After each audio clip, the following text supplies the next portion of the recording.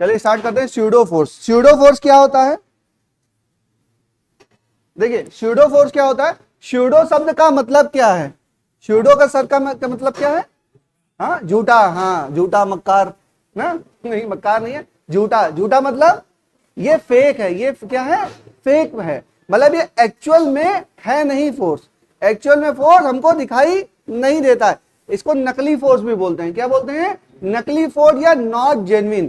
तो इसका पहले शाब्दिक अर्थ लिख लीजिए। स्यूडो का मतलब है नकली या नॉट जेन्युइन या फेक, या फेक। ये स्यूडो फोर्स है, ये क्या है? फेक फोर्स है। ये क्या है? फेक फोर्स है। अब देखिए, लिखिए या इसी को कहते हैं फिक्टिशियस फोर्स। FICTITIOUS, फिक्टिशियस ना, फिक्टिशियस फोर्स। इसका भी मतलब क्या होता है? नॉट जेन्युइन और फेक। नॉट जेन्युइन और fake.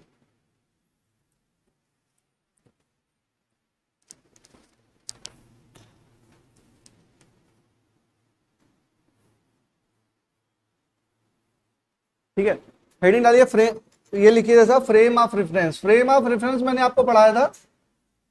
Frame of reference, frame of reference कितने टाइप के होते हैं? दो टाइप के। एक होता है inertial, inertial frame of reference, और एक क्या होता है? Non inertial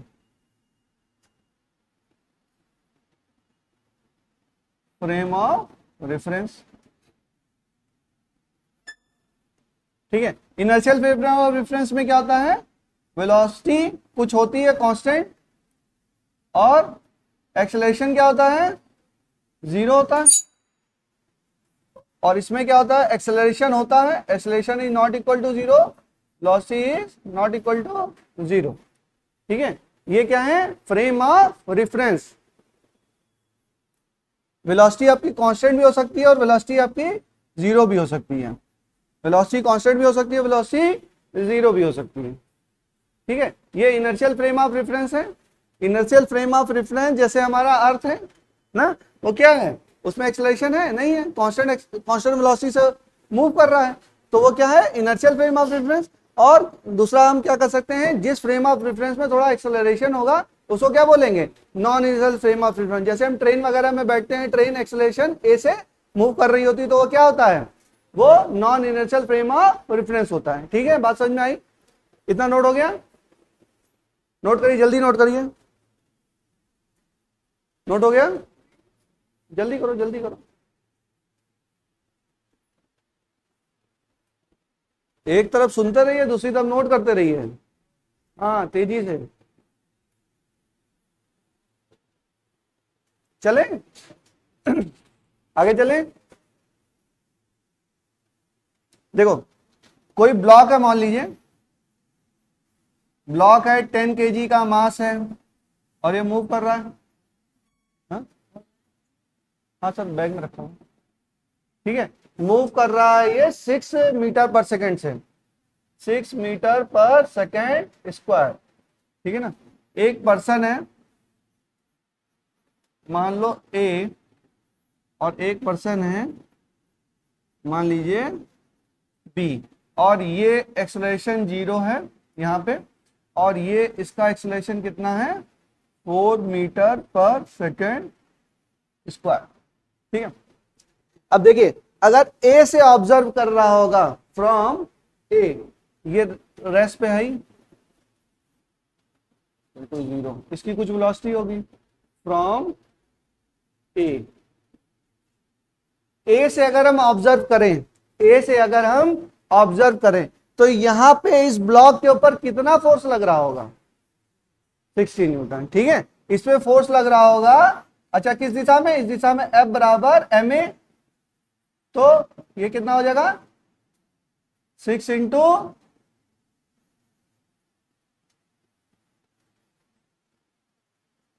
6 into 10 into 6, 10 into 6 बराबर 60 न्यूटन। ठीक है, इस पे लग रहा होगा 60 न्यूटन का फोर्स। ठीक है, और देखो अगर हम इस रेफरेंस की बात करें, फ्रॉम एफ बराबर 60 न्यूटन, फ्रॉम बी,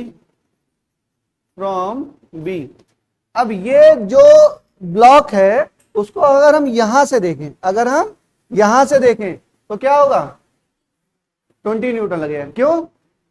अरे तुम लोग पहले से पढ़ के आए हो, क्यों लगेगा?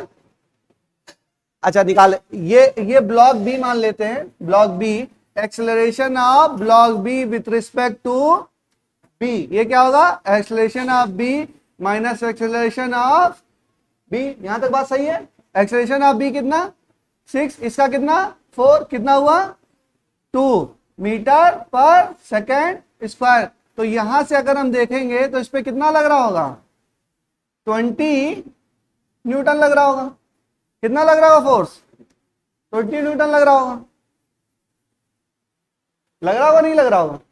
ठीक है, अब देखिए क्या 20 न्यूटन है एक्चुअल में फोर्स, 20 न्यूटन है? नहीं है।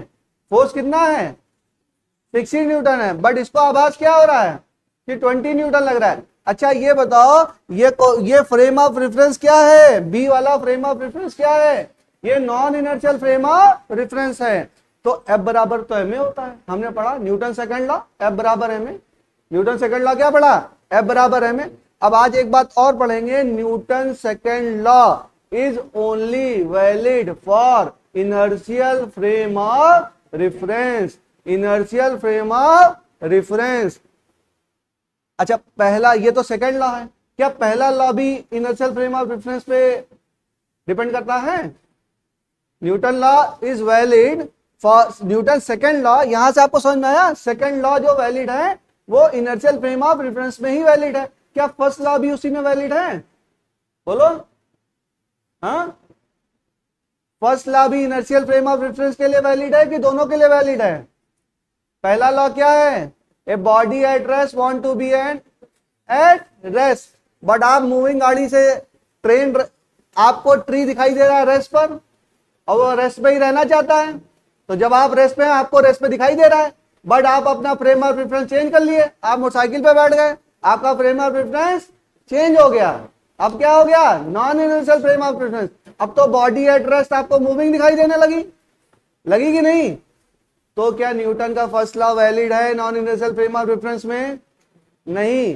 पहला लॉ भी नहीं वैलिड है, सेकेंड लॉ भी वैलिड नहीं है।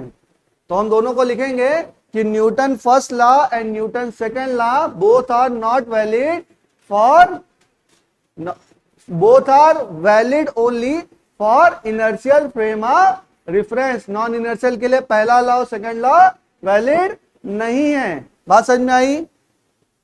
अच्छा इसका मतलब क्या है, तब यह होगा कैसे, 20 न्यूटन आ रहा है, इसका मतलब क्या है, देखो इसका मतलब ये है बेटा, ये 20 न्यूटन आ कैसे लगता है, वहां तो 60 न्यूटन है। इसका मतलब इस पे पीछे क्या लग रहा है, एफ स्यूडो, एक स्यूडो फोर्स लग रहा है, जिसकी वैल्यू होती है mass of the object. Mass of the object कितना है, 10 into acceleration of the observer, acceleration of the observer, acceleration observer कितना है 44, तो कितना हो गया 40 न्यूटन। अब आगे लग रहा था 60, पीछे लगा 40, तो कितना आगे लगा 20। तो अब से ये सही है, इसका मतलब अब ये सही हम कह सकते हैं।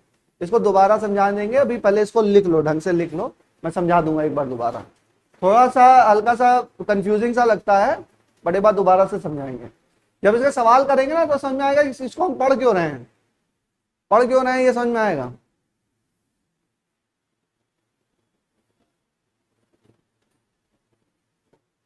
और डायरेक्शन ऑफ स्यूडो फोर्स क्या होगी, एक्सेलरेशन ऑफ द ऑब्जर्वर के अपोजिट होगी। एक्सेलरेशन ऑफ द ऑब्जर्वर आगे है, यहां पे आगे के डायरेक्शन में है, तो स्यूडो फोर्स किधर लगेगा, पीछे लगेगा। ठीक है,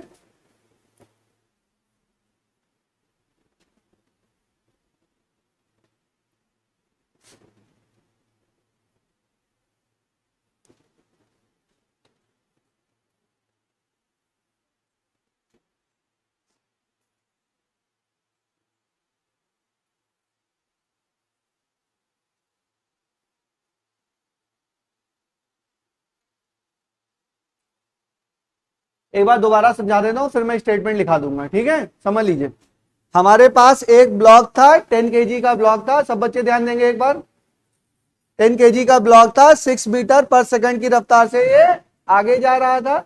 अगर ये 6 मीटर पर सेकंड की रफ्तार से आगे जा रहा है, ठीक है ना, सॉरी एक्सेलरेशन से आगे जा रहा है, और हम ऑब्जर्वर ए से देखते हैं। ऑब्जर्वर ए देखिए कौन है, ये है ऑब्जर्वर ए, यहां पे बैठे हुए ऑब्जर्वर है, इनकी एक्सेलरेशन क्या है, 0, वेलोसिटी 0 या कांस्टेंट, ठीक है, और कांस्टेंट, वेलोसिटी 0 या कांस्टेंट जो भी है।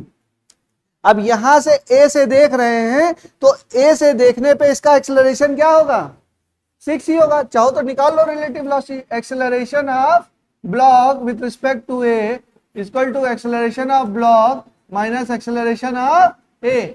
Acceleration of block with respect to A, तो ए क्या मानते हैं, रेस्ट पे मानते हैं, तो ए बी क्या हो गया, एक्सेलरेशन ऑफ ब्लॉक 6, और ये कितना 0, तो ये 6 आ गया, ठीक है। तो यहां से रेस्ट पे हमने देखा तो 6 आ गया एक्सेलरेशन, तो फोर्स कितना आ गया, 60 न्यूटन आ गया। हम कहां से देखे, रेस्ट से, ऑब्जर्वर से देखे, तो हमारा क्या आ गया, 60 न्यूटन आ गया। और F बराबर एम ए होता है, F बराबर एम ए होता है। यहाँ पे हम तुम्हारा 10 है और ए एक्सेलरेशन 6 है, तो ये इसको न्यूटन के सेकंड लॉ को सेटिस्फाई कर रहा है। तो हमने ये समझा कि इनर्शियल फ्रेम ऑफ, ये फ्रेम ऑफ रेफरेंस कौन सा है, इनर्शियल फ्रेम ऑफ रेफरेंस है, इसमें न्यूटन का सेकंड लॉ क्या है, वैलिड है। बात खत्म हो गई, ठीक है। अब सेकंड पे आओ। अब हमने ऑब्जर्वर बी से देखा, ऑब्जर्वर बी से देखा, अगर बी से देख रहे हैं तब उसका एक्सेलरेशन क्या 6 ही दिखाई देगा, नहीं। बात समझ में आ रही है नेहा, समझ में आ रही है बात, तो इतना परेशान होके क्यों देख रहे हो। रिलेटिव वेलोसिटी बेटा, रिलेटिव वेलोसिटी, ये अगर ये ए एक्सेलरेशन से आगे जा रहा है और ये भी ये 6 मीटर प्रति सेकंड की रफ्तार से जा रहा है, तो यहाँ पे रिलेटिव एक्सेलरेशन निकाल सकते हैं, बिल्कुल निकाल सकते हैं। एक्सेलरेशन ऑफ ब्लॉक छोटा B with respect to observer B, acceleration of block minus acceleration of observer B, A B क्या होता है, ए माइनस ए बी होता है ना, सिंपल फॉर्मूला, एक ही फॉर्मूला तो हमने बताया रिलेटिव वेलोसिटी में। बात खत्म हो गई। ये आ गया 6, क्यों, पॉजिटिव ना, ये 4 -4 नहीं है तो माइनस इसका साइन है, और ये 4 आ गया क्योंकि ये भी पॉजिटिव। कितना आ गया, 2 मीटर पर सेकंड की रफ्तार से, किधर आगे, आगे ना, पॉजिटिव। तो ये इस पे इसका मतलब क्या है, जब हम ऑब्जर्वर बी से देखेंगे तो इसका एक्सेलरेशन क्या दिखाई देगा, 2 मीटर पर सेकंड स्क्वायर, ये दिखाई देगा हमें। तो फोर्स कितना दिखाई देगा, F बराबर है में। अब ए क्या है, अब ए ये है 2, तो 10 × 2 कितना करेंगे, 20 न्यूटन। 20 न्यूटन का फोर्स दिखाई देगा जब हम ऑब्जर्वर बी से देख रहे होंगे, ऑब्जर्वर बी से देख रहे हो तब 20 न्यूटन दिखाई देगा। लेकिन क्या एक्चुअल में 20 न्यूटन है, नहीं है। तो ये किसी टाइप का स्यूडो फोर्स है, क्या है, इस पे पीछे स्यूडो फोर्स है। अब देखो स्यूडो फोर्स लग रहा है कि उसका मतलब क्या, अब ये 20 न्यूटन आया कैसे, 20 न्यूटन आया कैसे, जैसे हम लोग बेटा रिलेटिव वेलोसिटी पे करते थे ना, वेलोसिटी हमारी किसी की मान लो 50 की रफ्तार से जा रही है और तुम्हारी भी 50 की रफ्तार, तो रिलेटिव वेलोसिटी क्या हो जाती थी, 0 हो जाती। तो हमें ऐसा लगता था कि ये गाड़ी चल ही नहीं रही है, बट ये चल नहीं रही होती थी, चल रही होती, बट आभास होता था। तो आभास होता है, जैसे तुम भी 50 से चलो और तुम्हारे पैरेलल में कोई दूसरा इंसान भी 50 से चले, तो velocity of this with respect to this क्या होगा, 0। तो आपको ऐसा लगेगा ये गाड़ी चल ही नहीं रही है बगल वाली, तो क्या वो नहीं चल रही है, चल रही है, बट आपको ऑब्जर्व ऐसा हो रहा है कि वो चल नहीं रही है उसी, तो इसका मतलब फेक वेलोसिटी है ना, क्या है उसके अंदर, फेक वेलोसिटी है। तो वो कॉन्सेप्ट नहीं पढ़ाया जाता, बट ये वो रिलेटिव वेलोसिटी के टर्म में पढ़ाया जाता है। यहाँ पे एक स्यूडो फोर्स का टर्म में एक पढ़ाया जा रहा है ना, तो ये क्या है, ये स्यूडो फोर्स है। अब ये 20 न्यूटन आया कैसे, 20 न्यूटन आया कैसे, एफ स्यूडो का कॉन्सेप्ट ये है कि जो ऑब्जर्वर होगा उसके अपोजिट ये लगेगा, जो भी ऑब्जर्वर का एक्सेलरेशन है उसके अपोजिट स्यूडो फोर्स काम करेगा, और स्यूडो फोर्स की वैल्यू होगी मास of the object, mass of the object into acceleration of the observer, acceleration of the observer, ये फॉर्मूला है। ऑब्जर्वर का एक्सेलरेशन कितना है, 4, कहां गया 4, और मास कितना है, और डायरेक्शन क्या होगी स्यूडो फोर्स की, opposite to the motion of observer, not the object, observer, observer के डायरेक्शन ऑफ मोशन के, डायरेक्शन ऑफ एक्सेलरेशन के अपोजिट। तो ये आगे जा रहा है तो स्यूडो फोर्स कितना लगेगा, पीछे लगेगा, तो कितना लगेगा, 40 न्यूटन लगेगा। ठीक है, तो 40 इधर लगा, आगे 60 था, तो नेट कितना हुआ 20 आगे। तो इसका मतलब हमने अपने जस्टिफाई कर लिया। अब दूसरी बात ये कि इनर्शियल फ्रेम ऑफ रेफरेंस पे F बराबर एम ए वैलिड है, नॉन इनर्शियल फ्रेम में F बराबर एम ए वैलिड नहीं है। तो न्यूटन, अच्छा फर्स्ट लॉ भी वैलिड मैंने समझा दिया।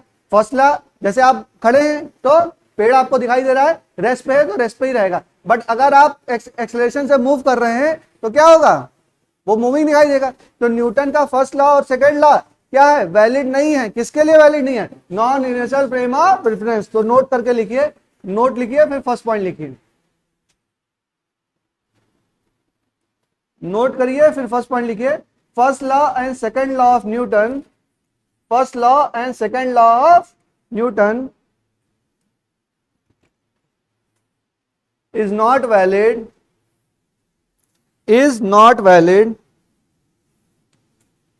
for non-inertial frame of reference, non-inertial frame of reference. First law and second law of Newton is not valid for non-inertial frame of reference. Second point लिखिए, all Newton law is valid only for inertial frame of reference, inertial frame of reference.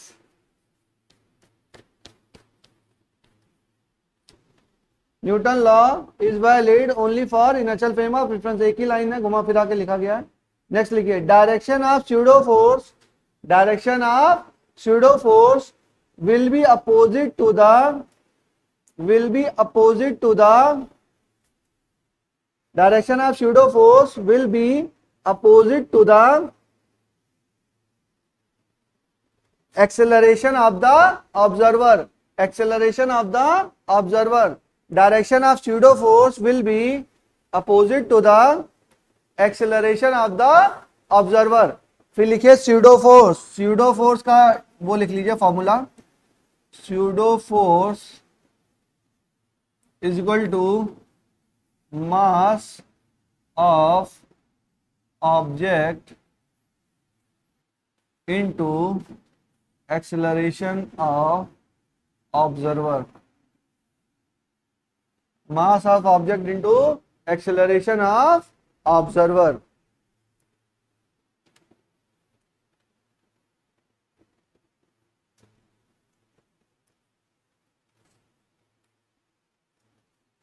ठीक है, फिर heading डालिए some important cases, heading डालिए some important cases. ये formula लिख लिया, मास of the object into acceleration of the observer. ठीक है, हो गया।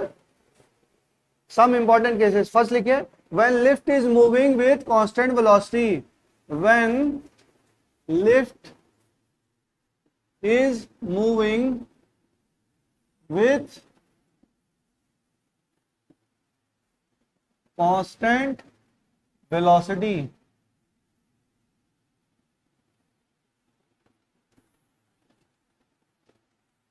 when lift is moving with constant velocity। ठीक है,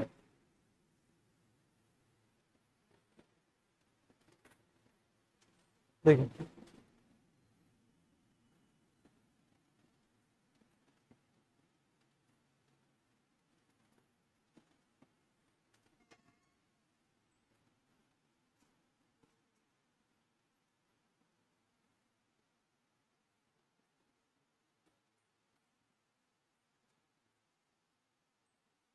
when lift is moving with constant velocity,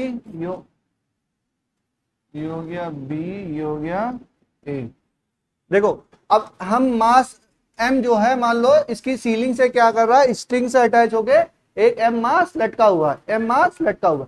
अगर हम FBD बनाते हैं, FBD with respect to observer B, observer B, FBD with respect to observer B, B नहीं पहले ये बनाओ, चलो B बना लो। तो क्या हो गया, यहां पे क्या लगेगा mg, ऊपर क्या लगेगा टेंशन, और कोई फोर्स लगेगा क्या, बताओ। एक लगेगा टेंशन, एक लगेगा mg, ठीक है। अच्छा ये मूवमेंट हो रहा है क्या, वेलोसिटी से मूव हो रहा है तो एक्सेलरेशन क्या है, 0 है। तो मैं कहूंगा t माइनस एम जी बराबर 0, तो t बराबर क्या, mg, t बराबर क्या हो जाएगा, mg हो गया। अब एक और बनाइए, इधर बना दें, इधर बना दो, दिख रहा है इधर, F B D with respect to observer A, A के रिस्पेक्ट में बनाओगे तो क्या दिखाई देगा, ये mg और ये t, तो यहां पे भी क्या होगा, t माइनस एम जी बराबर 0, तो t बराबर mg। इसके रिस्पेक्ट में बनाओगे तो भी यही दिखाई देगा, ठीक है।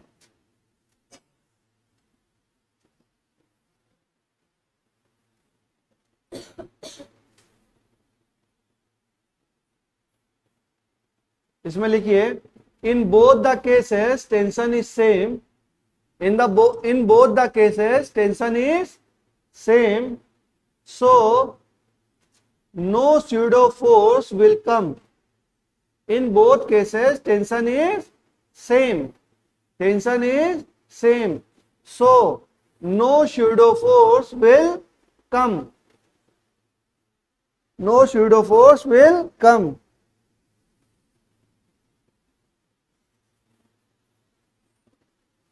और ये कौन सा फ्रेम ऑफ रेफरेंस है, कौन सा है, इनर्शियल, दोनों ऑब्जर्वर के लिए इनर्शियल फ्रेम ऑफ रेफरेंस है, बिल्कुल। वो भी एक्सेलरेशन नहीं है, इसमें भी एक्सेलरेशन नहीं है, ए एक्सेलरेशन इसमें भी नहीं है और उसमें भी नहीं है, तो चाहे ऑब्जर्वर ए से देखें चाहे ऑब्जर्वर बी से देखें, आपका दोनों क्या है, इनर्शियल फ्रेम ऑफ रेफरेंस है। एक लाइन और, both the observer are in inertial frame of reference, both the observer are in inertial frame of reference। Next time से आने नहीं देंगे बेटा, टाइम से आया करो। हाँ क्या था, हाँ 5 मिनट बोला है रोकने के लिए, 5 का 10 कर देंगे, फिर 10 का आधे घंटे, तब तक क्लास खत्म हो जाएगी। लेट आते तुम लोग,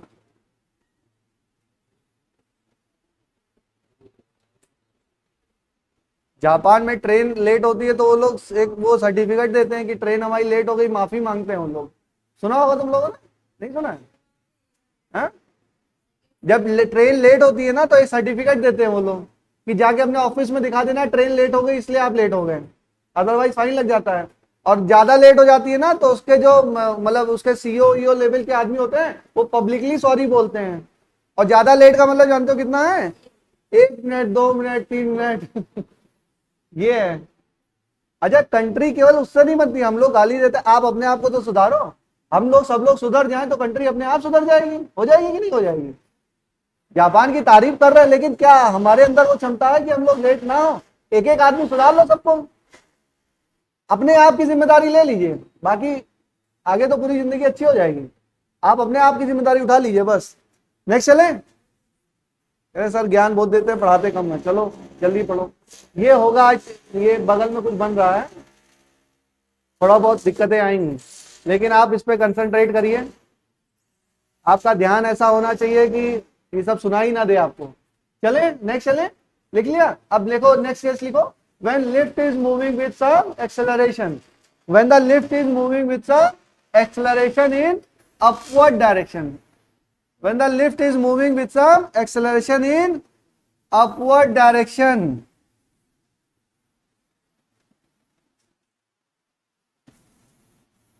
acceleration a, और यहां पे ऑब्जर्वर ए बैठ, ऑब्जर्वर भी है, ये क्या है ए। चलो एफबीडी बनाते हैं, एफबीडी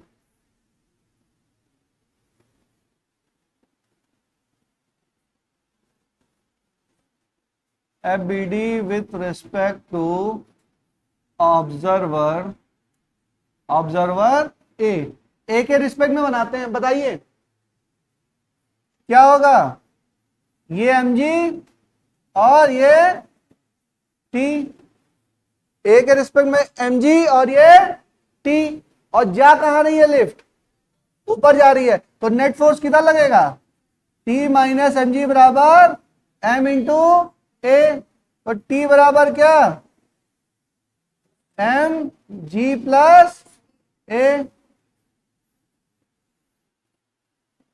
आ गया, ये B D with respect to A. अब देखिए F B D with respect to B, respect to B क्या होगा बताइए भाई, आप लिफ्ट के अंदर ही बैठे हैं, आप लिफ्ट के अंदर ही बैठे हैं, तो आपको एक्सेलरेशन महसूस होगा, नहीं महसूस होगा, ठीक है। अब आपको क्या दिखाई देगा, आपको दिखाई देगा कि ये mg लग रहा है और ये t लग रहा है, ठीक है, तो t माइनस एम जी बराबर क्या, t माइनस एम जी बराबर 0, तो t बराबर mg, ठीक है। बट क्या ये एक्चुअल केस है, नहीं है, ये एक्चुअल केस नहीं है। अब देखो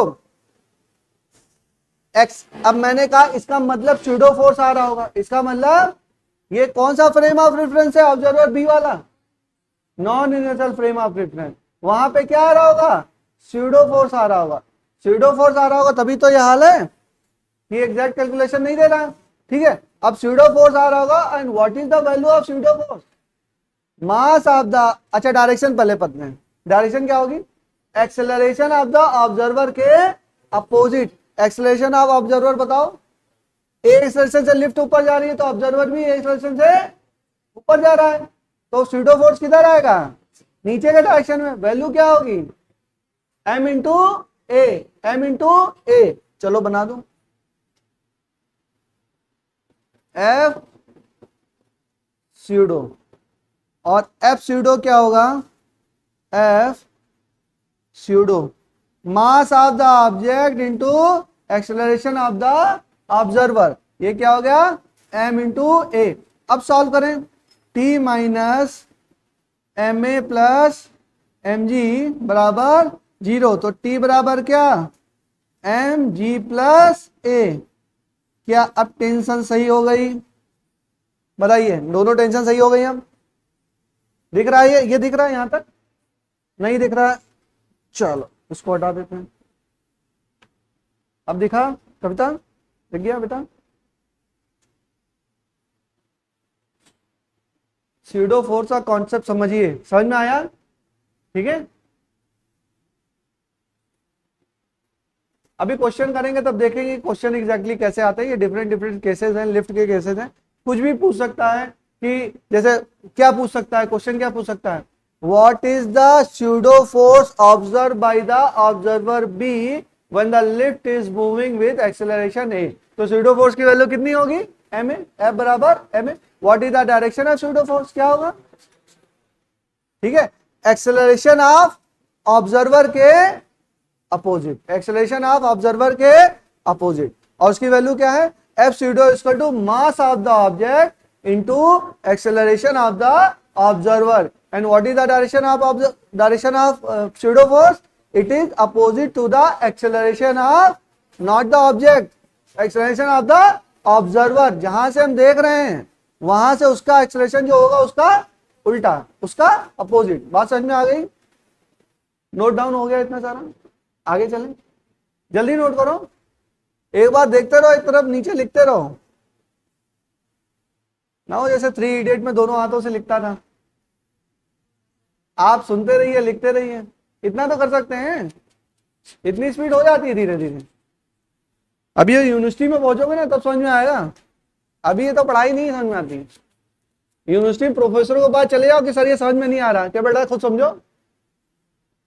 मैं एक बार गया, एक MM त्रिपाठी थे, तो सर थे, तो DTU में थे, हमारे यहाँ विजिटिंग पे आते थे, तो कॉन्सेप्ट तो समझ में आया नहीं मुझे, मैं सर के पास गया तो कहा कि वो कि सौरभ जी आप किस क्लास में, तो सर एमटेक कर रहे हैं, क्या एमटेक क्या काम होता है, सर रिसर्च का काम होता है, तो कह रहे बेटा तो रिसर्च का काम होता है तो आप खुद करिए इसको, ये टीचर नहीं बताएगा, आपको खुद पढ़ना है, आप रिस्पॉन्सिबल स्टूडेंट है, दुनिया भर की कहानी बता के छोड़ दिया उसके यूनिवर्सिटी में टीचर लोड लेते ही नहीं है, बिल्कुल भी लोड नहीं ले। अच्छा ले नहीं लेंगे तो क्या कर लोगे? कुछ नहीं कर सकते आप भाई, उनकी सैलरी फिक्स है, नंबर उनके हाथ में है, आप उनका कुछ कर नहीं सकते। उनसे ज्यादा पूछोगे ना नाराज हो जाएंगे। तो बड़ा मतलब इधर उधर की बातें घुमा देते हैं, और वैसे सही भी है। जैसे जब आपकी कोई मदद नहीं करता ना तो आप स्वयं अपनी मदद करते हैं, ये है भी। जैसे किसी को तू पूछे, कोई आपकी मदद कर दिया तो चीज आप सीख ही नहीं पाएंगे जीवन में। और जब आप खुद किसी चीज को सीखते हैं ना तो बहुत अच्छे सीखते हैं। जैसे मदद तो होती है जैसे पढ़ाई में, लेकिन किसी चीज को देखो, कॉन्सेप्ट को अगर खुद ढूंढ के तुमने निकाल के समझा तो वो कॉन्सेप्ट जिंदगी भर के लिए बन जाता है, हमेशा के लिए स्टोर हो जाता है। और जैसे तुम मेरे पास आए, मैंने बताया बेटा ये होगा, समझ में आया, तो उसको पढ़ोगे, हाँ समझ में आया, फिर जाओगे फिर भूल जाओगे। और किसी को अगर कस के तुमने अच्छे से सर्च करके एकदम दिमाग लगा के पकड़ के सॉल्व किया तो वो क्या हो जाएगा, हमेशा के लिए स्टोर हो जाएगा मेमोरी में, हार्ड ड्राइव में सेव हो जाएगा आपके। ये होता है ना। तो जब कोई आपकी मदद ना करे जिंदगी में किसी फील्ड में तो उसको थैंक यू बोलिए, क्या भैया बहुत बहुत धन्यवाद, आपने मेरी मदद नहीं की, अब मैं खुद सीखूंगा। अगर मदद कर देंगे तब तो आदत पड़ जाएगी बेटा, बैसाखी मिल गई तो बैसाखी चलने की आदत पड़ जाएगी। जब नहीं होगा तब अपने पैरों पे विश्वास होगा, खुद चलेंगे ना। तो ये हर फील्ड में लागू है बेटा। कहीं भी कुछ ना हो तो अपने आप उसको समझिए। गाइडेंस जरूरी है टीचर की। गाइडेंस क्या है, जैसे right source of study. Right source of study क्या है वो मैंने आपको बता रखा, इतने दिन में आपको पता चल गया, आपको खुद भी पता है। ठीक है, इतने दिन तैयारी कर लियो, आपको पता है कि राइट सोर्स ऑफ स्टडी क्या है। अब आप नहीं कर रहे हो तो वो एक अलग बात, तो वो करना ही है। चले आगे चले, जल्दी जल्दी खत्म करते हैं इसको। लेकिन सर बहुत अच्छे थे, बहुत जबरदस्त थे। अभी कहीं यूट्यूब लाइव, ये तो यूट्यूब पे ही पड़ता है, कहीं देख ना ले।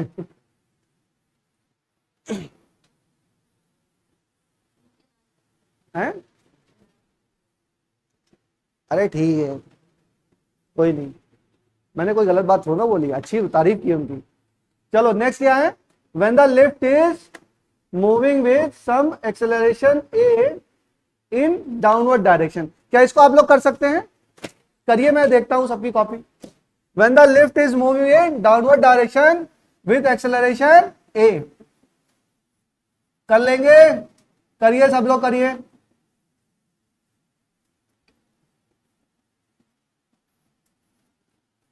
चलिए अपने हाथ से इंप्लीमेंट करिए, ऐसे तो देखने में लगता है कि हो जाएगा। करेंगे? जल्दी करिए, जल्दी करिए, बस इस पे सवाल खत्म हो गया सीधो कोर्स। एक दो सवाल कर ले बस।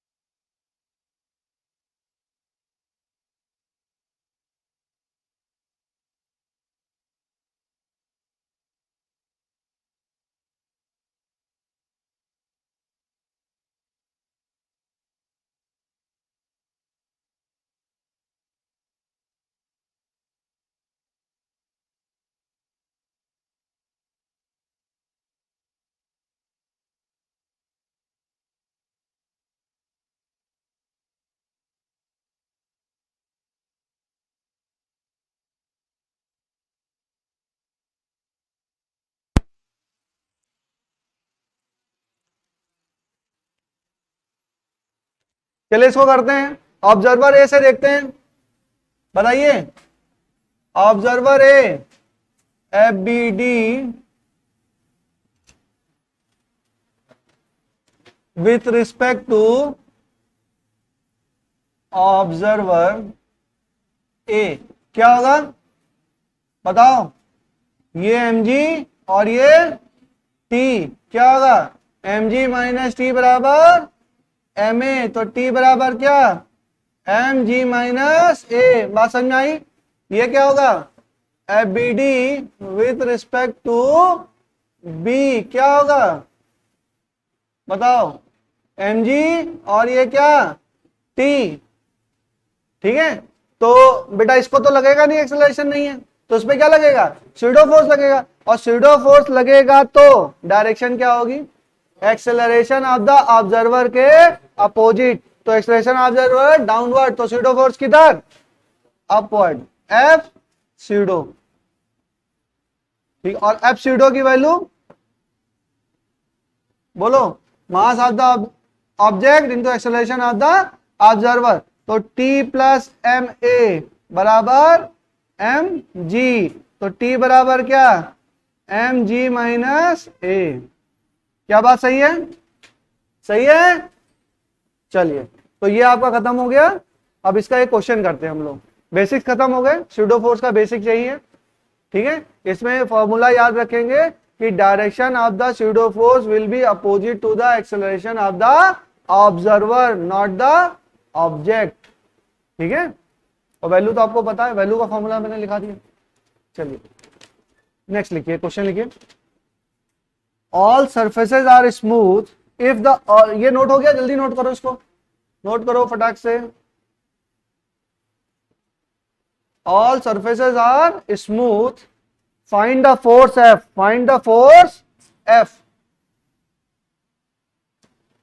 Find the force F, acceleration a naught, acceleration a naught, normal force n, normal force n, such that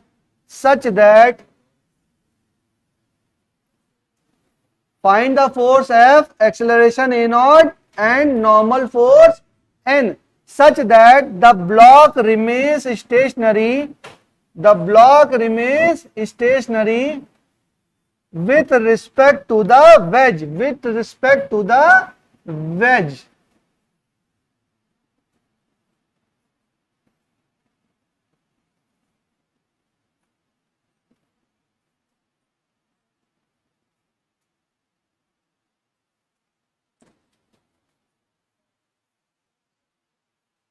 The block remains stationary with respect to the wedge.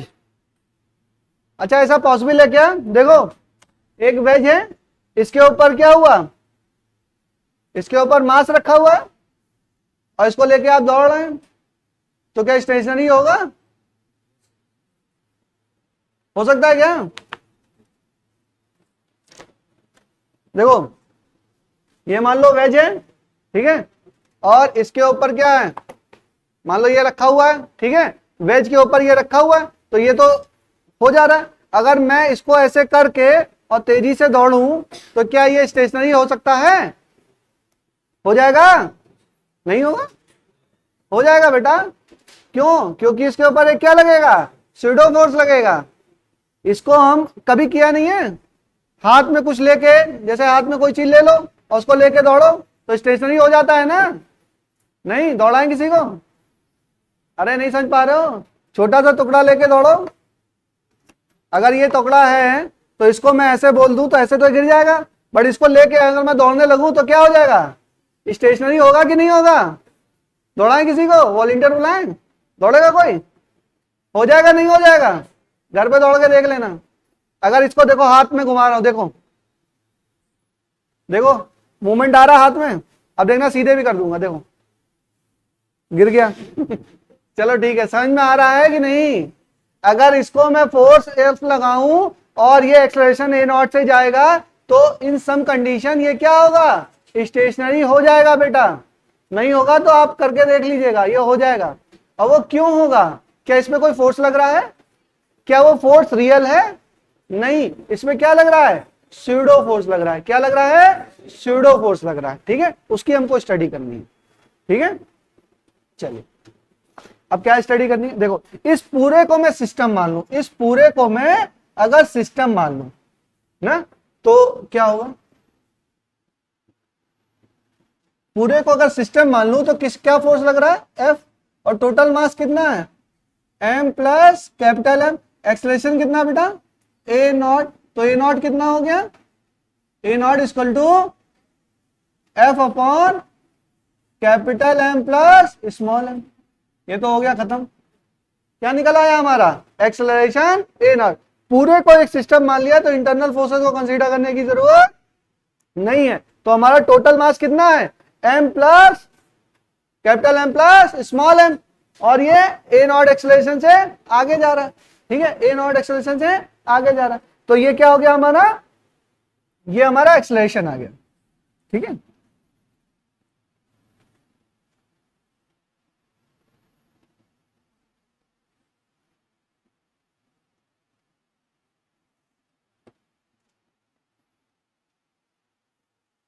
अब देखिए ये इधर जा रहा है तो इस पे क्या लगेगा? स्यूडो फोर्स किधर लगेगा बेटा? बताओ। एक्सेलरेशन ये a नॉट इधर, तो स्यूडो फोर्स इधर, FP बोल देते हैं इसको। ठीक है, इसकी वैल्यू कितनी होगी? m into A not. m into A not, mass of the object into acceleration of the observer. ठीक है, उसके अपोजिट। तो P FP स्यूडो कितना हो जाएगा? m into A naught. और यहां पे क्या लग रहा होगा बेटा? देखो इस पे क्या लग रहा होगा? नीचे क्या लग रहा होगा? एक mg। और कॉन्टेक्ट सरफेस के परपेंडिकुलर क्या लग रहा होगा? एक नॉर्मल। ठीक है, अगर ये थीटा, अच्छा इस पे इसको इधर भी बढ़ा लो, अगर ये थीटा तो ये 90 माइनस थीटा और ये थीटा। ठीक है, ये थीटा हो जाएगा। अब देखो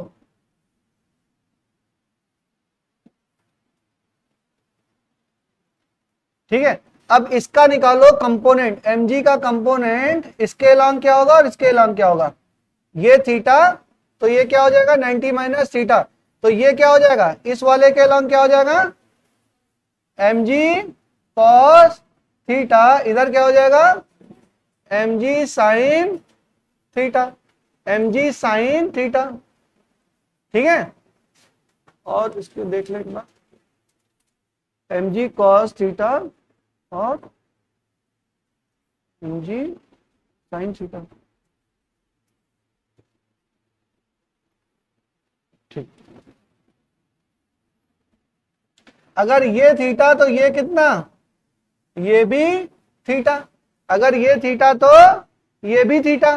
तो देखो अब इसका निकालेंगे, ये एक आएगा इधर, क्या n का कंपोनेंट लो इधर, तो क्या आ जाएगा? n cos theta. और इसके परपेंडिकुलर क्या हो जाएगा? n sin theta. n cos theta और n sin थीटा। यहां तक बात समझ में आई?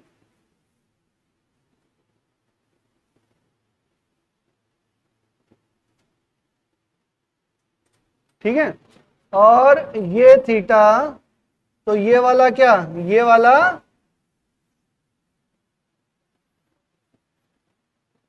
वाला भी हो जाएगा 90 माइनस थीटा, तो ये भी थीटा हो जाएगा। ये 90 माइनस थीटा हो जाएगा, 90 माइनस थीटा हो जाएगा, तो ये वाला क्या हो जाएगा?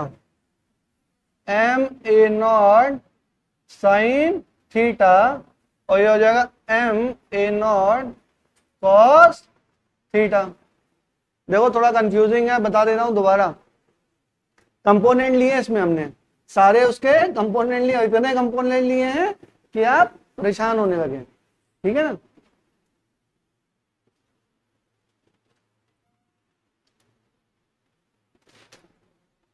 देखो ये जो है, ये हमने क्या किया? mg, और mg का कंपोनेंट लिया किसके? along the inclined and perpendicular to the incline, ये दोनों लिया एम जी साइन थीटा और ये क्या हुआ एम जी कॉस थीटा, और ये एम ए नॉट है, इसका भी along the incline and perpendicular to the incline. उसके बाद हमने लिया एन, और एन को भी हमने क्या किया, एन को इसके अलोंग लिया है, एन कॉस थीटा और एन साइन थीटा कहां लिया, एन साइन थीटा, हाँ यहां पे लिया एन साइन थीटा और एन कॉस थीटा। ठीक है, तो यहां से अगर हम ऑब्जर्व करें तो क्या होगा, एन साइन थीटा बराबर एम ए नॉट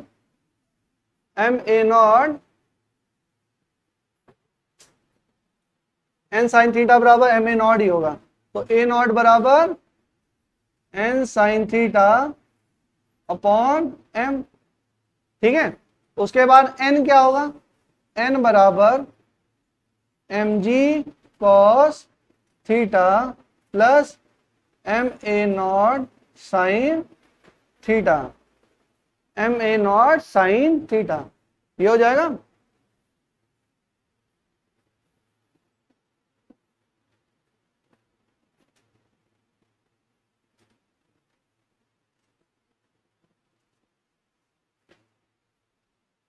और देखो, और एम जी, हाँ वहां से देखो इंक्लाइन में, इंक्लाइन के लॉन्ग फोर्स क्या है, एम जी साइन थीटा बराबर M A not cos theta, यही तो है। देखो एम जी साइन थीटा और M A not cos theta, और ये ब्लॉक क्या है, रेस्ट पर है। अगर ब्लॉक रेस्ट पे है तो ये दोनों फोर्सेस क्या होंगे, बराबर होंगे। तो बराबर किया, बराबर करोगे तो ए नॉट क्या आएगा, ए नॉट यहां से निकालेंगे तो क्या आ जाएगा, जी टेन थीटा, क्या आ जाएगा, जी टेन थीटा, ए नॉट बराबर जी टेन थीटा आ जाएगा। बताओ, ए बराबर जी टेन थीटा आ गया। ठीक है, अब एफ बराबर क्या आ जाएगा, एफ बराबर M plus capital M into A naught, और एम प्लस कैपिटल एम ये क्या हो जाएगा, जी टेन थीटा, और एन की वैल्यू आप निकाल सकते हैं। एन की वैल्यू क्या आ जाएगी, एन की वैल्यू इसमें ए नॉट की वैल्यू रख लो, एन की वैल्यू में ए नॉट की वैल्यू रख लो, तो एन बराबर M G cos theta plus M A naught M sine theta into A naught की वैल्यू क्या, G tan theta, G tan theta. तो हमारी देखो वैल्यू आ गई, किसकी वैल्यू आ गई, फोर्स की वैल्यू आ गई, नॉर्मल की वैल्यू आ गई, और एक्सेलरेशन की वैल्यू आ गई। तीनों चीजें ही हमें निकालनी थी। समझ में कुछ नहीं आया, ठीक है, नहीं आया ना, दोबारा समझाते हैं। देखो हमने ये देखा कि ब्लॉक जो है, ब्लॉक हमारा पहले देख ले निकल गया सारा, ए नॉट आ गया, ए नॉट की वैल्यू आ गई, और एफ की वैल्यू आ गई, एफ की वैल्यू आ गई, और इसकी वैल्यू आ गई। चलो सब सही है। देखिए दोबारा समझाते हैं, नोट कर लो पहले फिर समझाते हैं ना। ये क्या हो जाएगा बेटा, ये हो जाएगा M G, M G common ले लेंगे,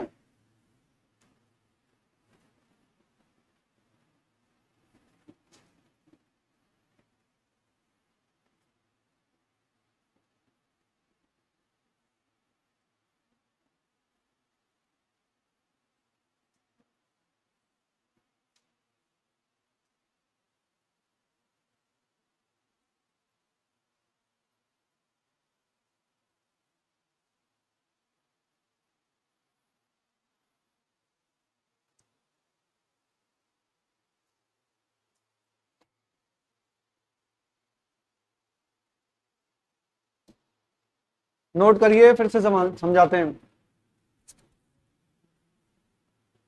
नोट कर लो एक बार, सब लोग नोट करो, जल्दी नोट करो।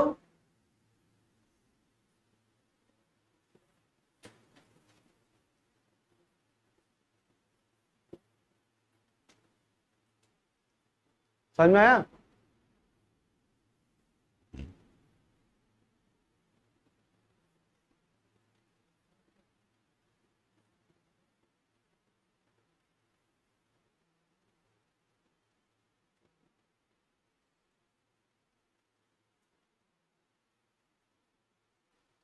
इस लाइन को चाहो तो मत नोट करो, इसका कोई बहुत ज्यादा उपयोग नहीं है, इस लाइन को नहीं नोट करो, बाकी है।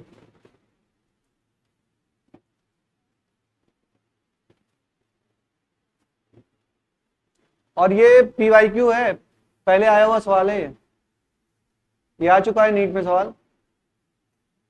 अच्छा, इसमें पूरा सवाल नहीं पूछते हैं ना, छोटी चीज पूछेंगे, what is the acceleration of A naught, तो बता लोगे। ए नॉट तो सिंपल है, सिस्टम माना F upon M plus capital M, ठीक है। अब नॉर्मल पूछ लेगा तो थोड़ा सा परेशानी होगी ना, नॉर्मल पूछेगा तो थोड़ा सॉल्व करना पड़ेगा हमको,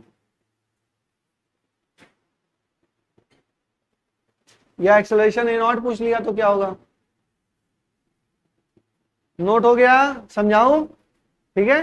देखिए इस पे हमने क्या किया, एफ फोर्स लगाया, ये ए नॉट से जा रहा है और ये क्या है, स्टेशनरी रहना है इस पे, तो इस पे एक स्यूडो फोर्स लगेगा, स्यूडो फोर्स का डायरेक्शन क्या है, M into A naught, M into मतलब पीछे है और इसकी वैल्यू क्या है, mass of the object into acceleration of the observer. A naught इधर है तो उसके अपोजिट, तो ये डायरेक्शन समझ में आई, ये इधर तो ये इधर, इस पे क्या फोर्स लग रहा है, एफ। अब हमें देखना है कि इस ब्लॉक पे कितने फोर्सेज लग रहे हैं, जितने भी फोर्सेज लग रहे हैं उसके इफेक्ट में ब्लॉक क्या है, स्टेशनरी है, जितने भी फोर्सेज लग रहे हैं उसके इफेक्ट में ब्लॉक क्या है, स्टेशनरी है। तो चलो हम एक एक करके देखते हैं। अब देखो mg एक लग रहा होगा, mg एक लग रहा है ना, तो हमने mg का एक इंक्लाइन कंपोनेंट निकाला, क्या हो गया, ये थीटा तो ये 90 माइनस थीटा तो ये थीटा, तो ये mg cos थीटा इधर, mg sin थीटा इधर। क्या mg वाला समझ में आया, आगे बढ़ू, mg सबको समझ में आ गया, ये थीटा यहां, तो थीटा वाला साइड क्या, mg cos थीटा, उसके अपोजिट वाला साइड क्या, mg sin थीटा। यहां तक बात समझ में आई, अब आगे चलते हैं। अब ये चूंकि इसके कॉन्टेक्ट सरफेस है, तो कॉन्टेक्ट सरफेस के परपेंडिकुलर ही नॉर्मल होता है, क्या ये बात पता है सबको, normal is always arise on the perpendicular to the contact surface, ठीक है ना। तो कॉन्टेक्ट सरफेस के परपेंडिकुलर आ गया, कॉन्टेक्ट सरफेस के परपेंडिकुलर आ गया, तो हम एक काम करते हैं कि इसको n cos थीटा और n sin थीटा, ठीक है, इसको नहीं भी लोगों तो काम चल जाएगा, नहीं लेना पड़ेगा, लेना इसलिए पड़ेगा क्योंकि हम क्या करेंगे, देखो n cos थीटा का कहीं काम आ रहा है क्या, इसका काम नहीं आ रहा ना, n cos theta n sin theta का नहीं आ रहा है, यहां पे काम आ रहा है, यहां से ए नॉट निकालना है ना, यहां से ए नॉट भी तो निकालना है। अब देखो इसका है, ये है, तो हमको क्या करना बेटा, इसके पैरेलल में भी चल रहा है, इसके क्या है, इधर भी फोर्स लगा है, तो इस फोर्स को बैलेंस करने वाला भी तो फोर्स होगा, नहीं होगा, अगर नहीं होगा बेटा तब तो वो गिर जाएगा ना, तो स्यूडो फोर्स इधर आ रहा है, उसको बैलेंस कौन कर रहा होगा, नॉर्मल फोर्स ही तो बैलेंस कर रहा होगा, अदरवाइज तो मूवमेंट हो जाएगा। तो हमें क्या करना है, इसके लॉन्ग और इसके परपेंडिकुलर कंपोनेंट निकालने, इसके लॉन्ग और इसके परपेंडिकुलर कंपोनेंट निकालने।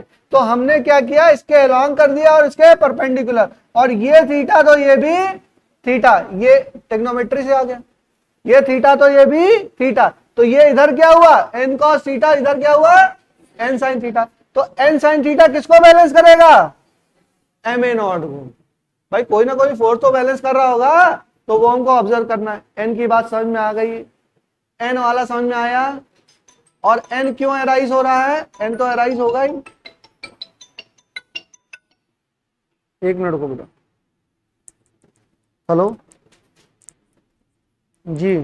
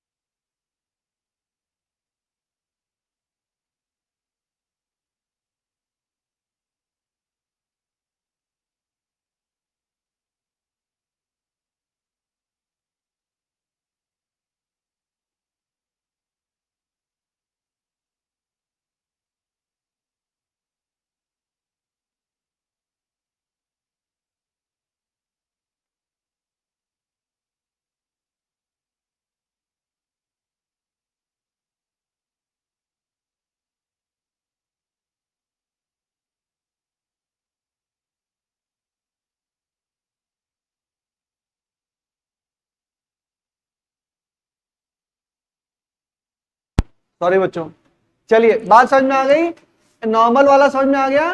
तो नॉर्मल को जरूरत क्यों पड़ी, क्योंकि हमको ये बैलेंस भी बैलेंस करना था, ठीक है। अब ये खत्म हो गया मामला। अब देखिए एम ए नॉट को ले लो, एम ए नॉट का लिया तो हमने क्या किया, इसका भी दो कंपोनेंट है, एक इधर अलोंग का, इसका भाई इसका भी तो इफेक्ट आ रहा होगा इस पे और इस पे, भाई दोनों जगह पे इसका इफेक्ट है।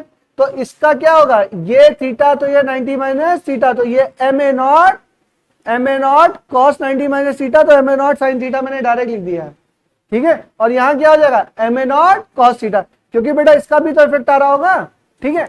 अब ये वैल्यू और ये वैल्यू क्या होनी चाहिए, बराबर होनी चाहिए, क्योंकि मूवमेंट नहीं है, मूवमेंट नहीं है। तो मैंने कहा एम जी साइन थीटा बराबर M A not cos theta, तो ए नॉट बराबर जी टेन थीटा। बात समझ में आ गई, समझ में आई, ठीक है। फोर्सेस रेजोल्यूशन समझ में आए, 2-3 बार हैं, 1-2 बार करोगे तो समझ में आएगा। अब नॉर्मल देखो, नॉर्मल किसका एडिशन है, normal force is M G cos theta और M A not sine theta, तो M G cos theta M A not sine theta, ये हमने लिखा। अब पहले फोर्स एफ लिख लो, एफ बराबर M plus M A naught बराबर जी टेन थीटा, तो फोर्स तो आ गया। अब एन बराबर M G cos theta M sine theta G tan theta, यहां से एम जी कॉमन ले लिया, एम जी कॉमन लिया, ब्रैकेट में बचा कॉस थीटा और टेन थीटा को लिखा sign theta upon cos theta, तो ऊपर क्या हो गया sine square theta upon cos theta, पूरा ब्रैकेट कॉमन लेंगे तो ये cos square theta cos theta ऊपर जाएगा तो क्या होगा,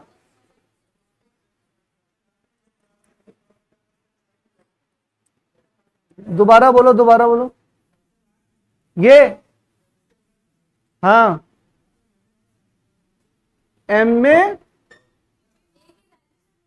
एम ए नॉट की वैल्यू रख दी ना, एम साइन थीटा लिखा, एम साइन थीटा, और ये ए नॉट की वैल्यू है, नहीं समझे, अरे थोड़ा सा घुमा दिया जी, एम ए नॉट लिख लिया और एम साइन थीटा लिख लिया और ये ए नॉट की वैल्यू है, सही है, ठीक है। अब यहां पे आए तो cos theta plus sine square theta upon cos theta, ये cos थीटा इससे मल्टीप्लाई हुआ, क्या हुआ cos स्क्वायर थीटा, ऊपर क्या हो गया cos square theta plus sine square theta, क्या हो गया 1 अपॉन cos थीटा, क्या हो गया sec थीटा, तो ये क्या हो गया mg sec थीटा। क्या सही है, अच्छा सवाल है, कुछ भी पूछा जा सकता है, नीट में आया हुआ सवाल है और आ भी सकता है, स्यूडो फोर्स का one of the best example है, एक सवाल में 4 सवाल बनते हैं, कुछ भी पूछ सकता है, नॉर्मल पूछ ले, एक्सप्रेशन पूछ ले, ये पूछ ले, वो पूछ ले, कुछ भी पूछ ले, ठीक है।